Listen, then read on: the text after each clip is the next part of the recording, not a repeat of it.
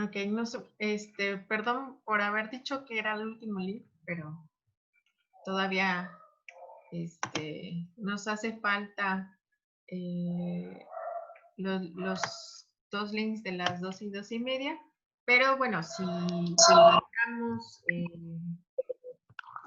logramos ver los temas para el repaso o para lo que van a presentar, pues no habrá problema. Igual concluimos antes la sesión, pero vamos a dedicarnos ahorita como al repaso. Voy a esperar nada más unos minutitos para que se terminen de integrar todos a la sesión y voy a empezar entonces con el repaso.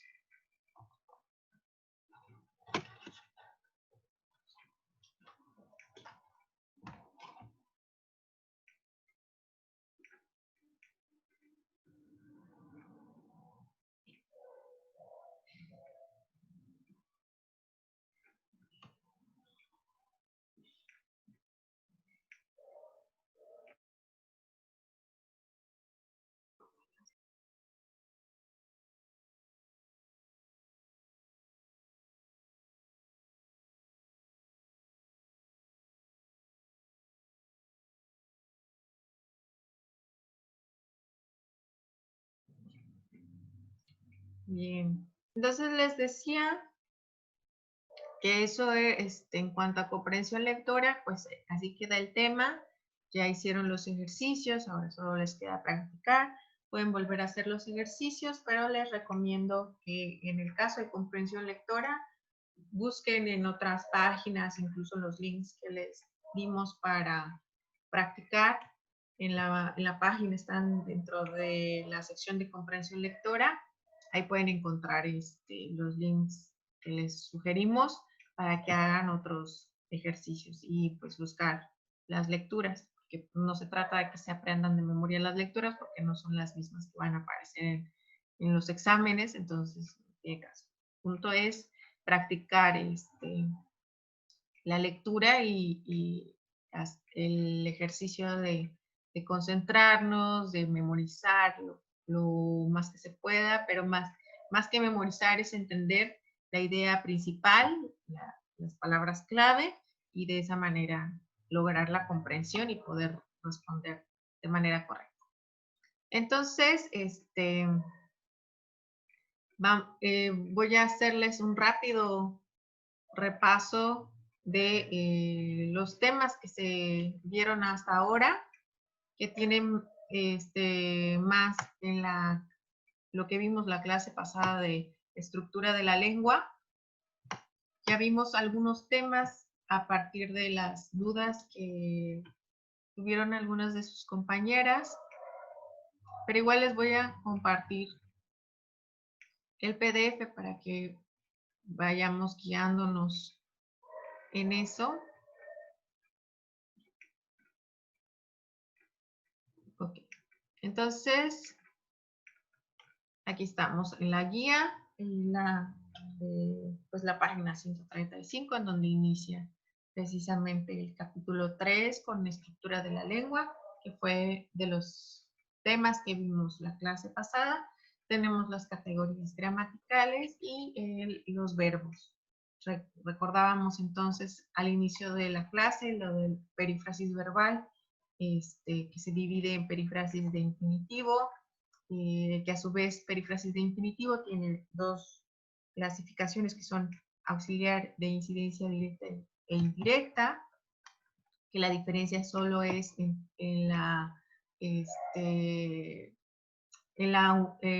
una no necesita ningún complemento y la otra necesita la unión para entenderse con una preposición o una conjunción.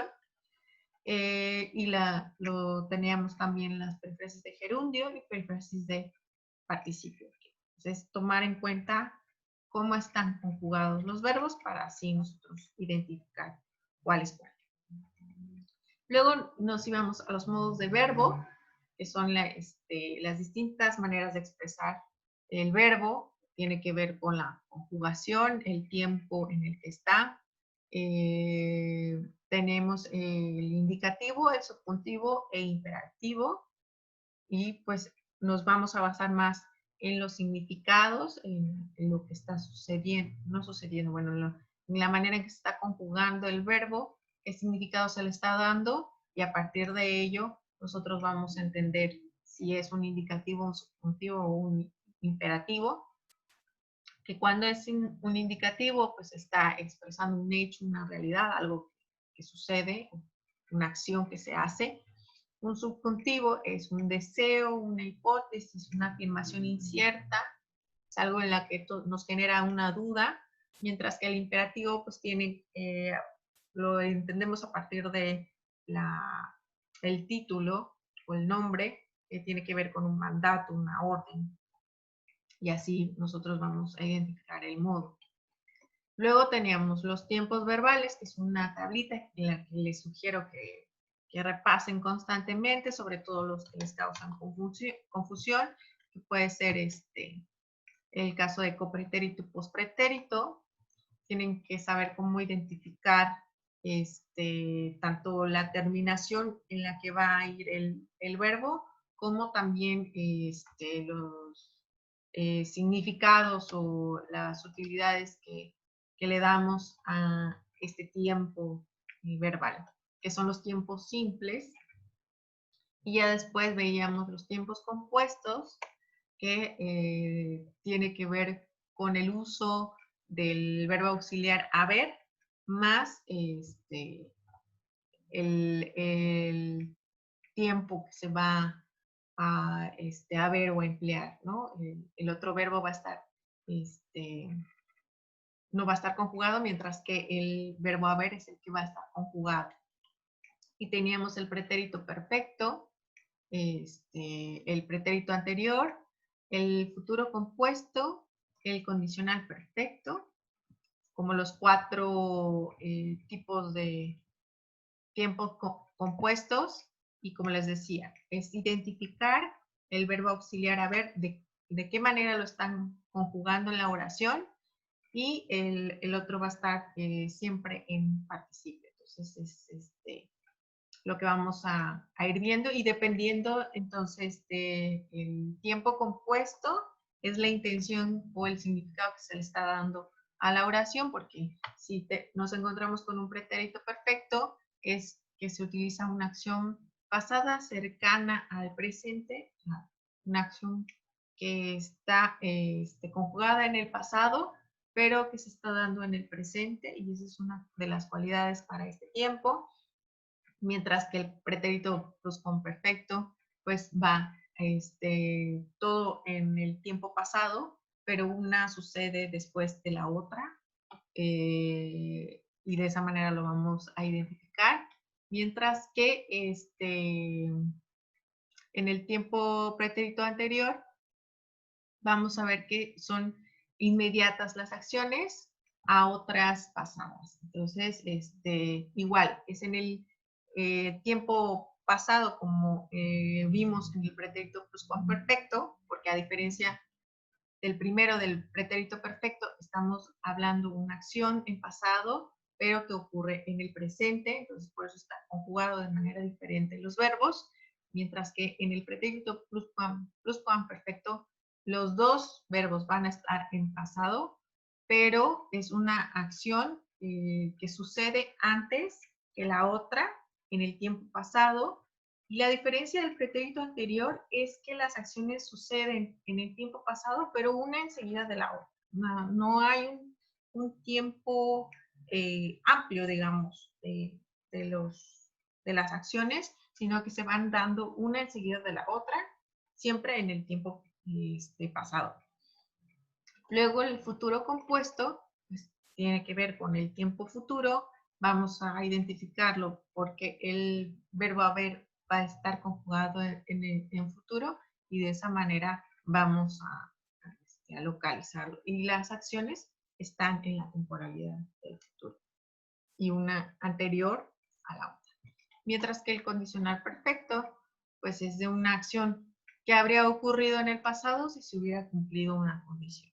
Entonces, es en el tiempo pasado pero es una acción que no se dio, o sea, que no se concluyó porque había una condición que es para que se lograra o para que se hiciera y por lo tanto como no cumplió esa condición, pues no se hizo. Eso sería para el condicional perfecto. En cuanto al modo subjuntivo, estábamos hablando sobre los tiempos verbales y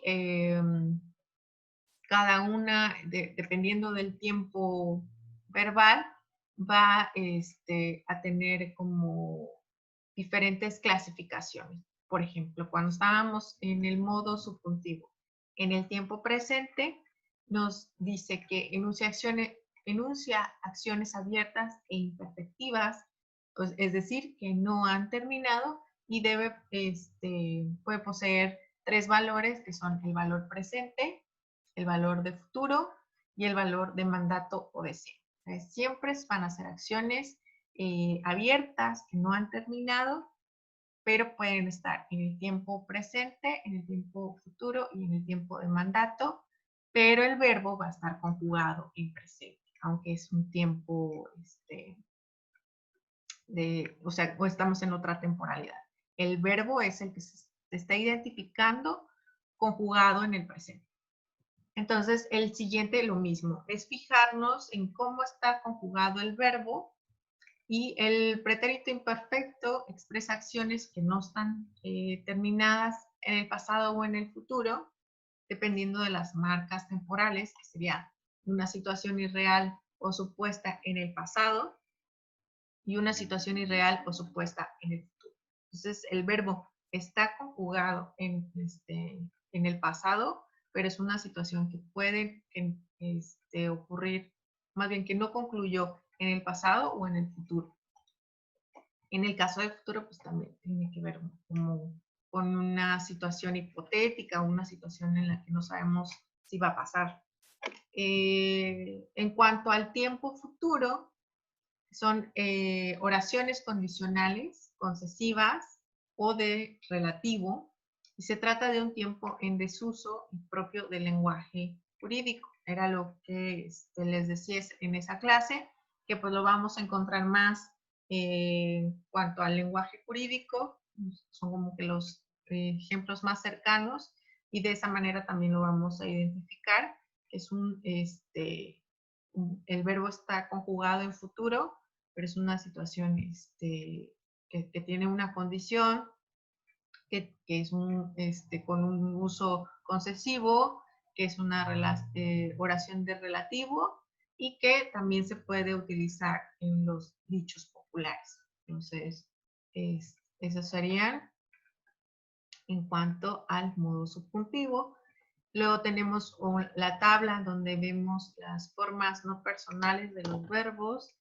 En una parte tenemos las formas simples, cómo se conjuga o cómo está el verbo en infinitivo, cómo está en gerundio y cómo está en participio, mientras que para las formas compuestas tienen la cualidad de que se agrega el verbo haber, y el verbo haber es lo que va a estar mostrándonos si está en infinitivo, si está en gerundio, y el segundo verbo, en este caso del ejemplo es amar, pues estaría conjugado en el participio. Entonces, por lo tanto, esta no tiene la opción de participio.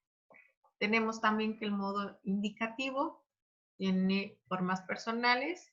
En los tiempos simples vemos cómo está conjugado el verbo amar, mientras que en los tiempos compuestos está conjugado de esta manera en los diferentes tiempos, dependiendo de el tiempo simple o el tiempo compuesto que nos está mostrando y la persona del verbo, del singular, del plural, etcétera, cómo lo están conjugando. Entonces es prestar atención también a esta tablita. Y pues ya lo que vimos del modo subjuntivo, aquí nos muestra de qué manera lo podemos encontrar conjugado y a la vez, dependiendo de la persona que estamos viendo, del sujeto, cómo lo van a conjugar, si está en plural, si está en singular.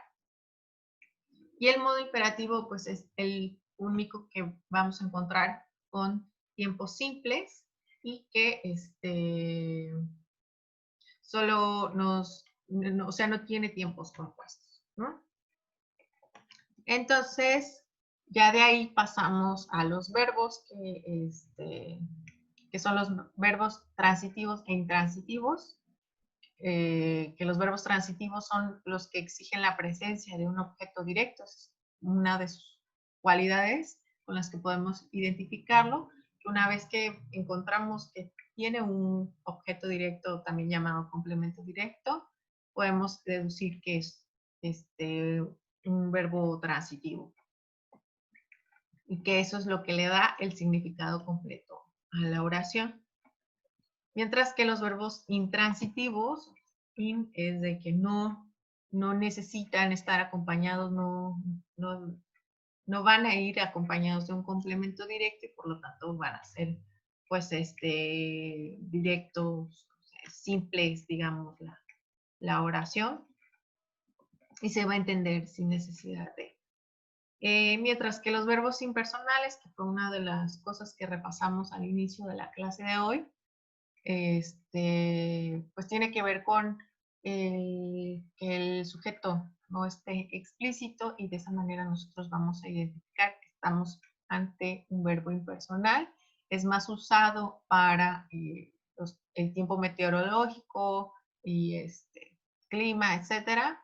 Y sobre todo, identificar que incluyan verbos haber, hacer, ser, estar y bastar en la oración para entonces pues identificar que estamos ante un verbo impersonal. Por ejemplo, aquí que dice, sé un ejemplo para tu familia, no está explícito el sujeto, está el verbo ser y por lo tanto es un verbo impersonal.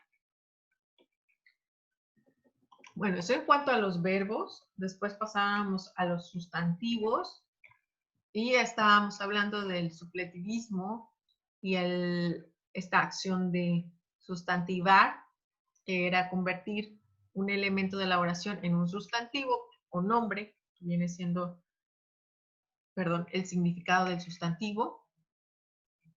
Y del sustantivar, la sustantivación, tenía varias herramientas o maneras, utilidades para darle a esta acción a partir del artículo lo, que con el artículo lo teníamos como varias opciones, clasificaciones, podemos utilizarlo para sustantivar.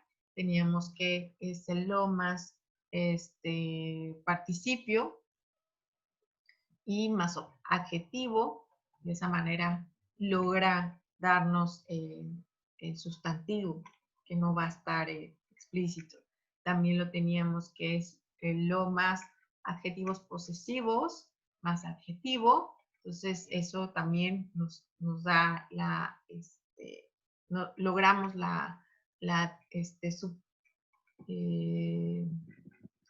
pues la acción de sustantivar. En cuanto a lo más adjetivos comparativos, más adjetivo, también cumple con esto. Y lo más proposiciones relativas, logra también sustantivar. Y lo más la conjunción de, más el infinitivo, se usa para el lenguaje popular para introducir un tema. Lo mismo cumple con esta función de la sustantivación. Entonces, eso con solo el artículo lo. Mientras que con los artículos el, la, los, las, también tenía como ciertas cualidades o requisitos para utilizarlos en esta función.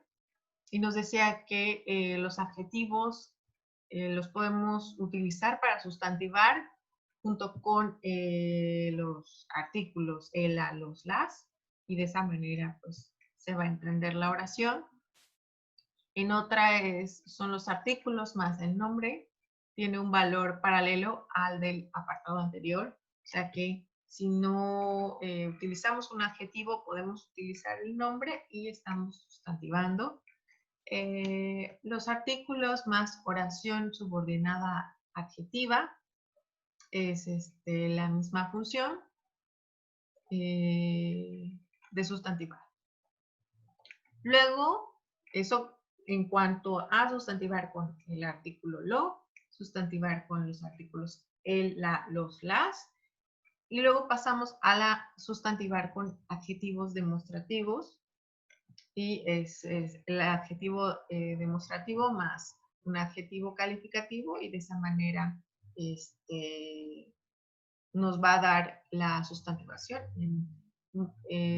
También tiene que ir con acompañado de un gesto que sirve para señalar este, ¿no?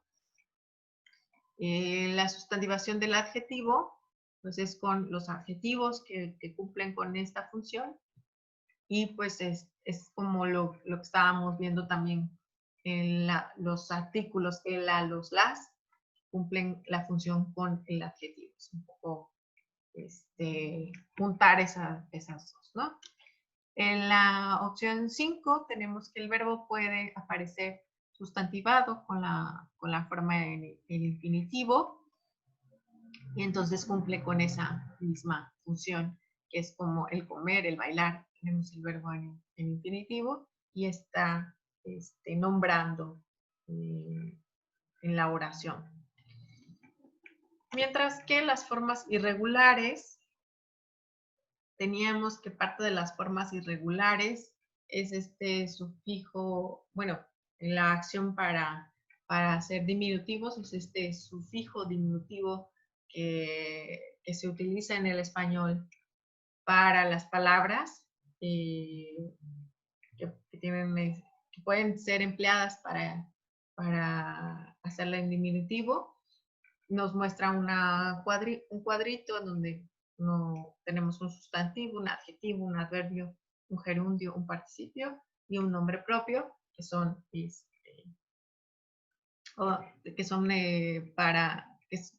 que pueden ser empleados con el sufijo en diminutivo. Y esto hay que tomar en cuenta, o hay que recordar que no es que la palabra en sí, como tal, termine en it, o que tengan la terminación it, o terminen en it o ita, sino que debe ser una palabra que puede pues volverse en diminutivo. Puede utilizarse con este sufijo y volverse en diminutivo. Y por lo tanto, también recordar que puede ser lejitos o lejecitos, y cualquiera de las dos maneras es correcta. Solo es que el sufijo tiene que ser el it, lo que nos debe indicar. Eso en cuanto a los sufijos de diminutivo. Mientras que los plurales irregulares pues son los sustantivos que si terminan en z, pues van a terminar en ces, ces, cuando estamos hablando de plural, ¿no? Pez. Luego ya pasamos a los tipos de sustantivos, propios, concretos y abstractos. Los propios son los nombres, los nombres propios, sustantivos propios, que se utilizan con mayúsculas, se escriben con mayúscula, y pues tienen la función de nombrar un objeto, un ser, distinguiéndolos de su clase. En este caso son los nombres como Sandra, Antonio, México, Francia. Y recordamos que son con mayúsculas. Los sustantivos concretos son los que nombramos, que percibimos con nuestros sentidos, que podemos ver, tocar, oler, escuchar, saborear. Y pues esos serían los sustantivos concretos. Mientras que los sustantivos abstractos, pues son los que no se perciben por los sentidos, pero que se utilizan para nombrar ideas o valores que existen. Por ejemplo, la amistad, limpieza, alegría, responsabilidad, etc.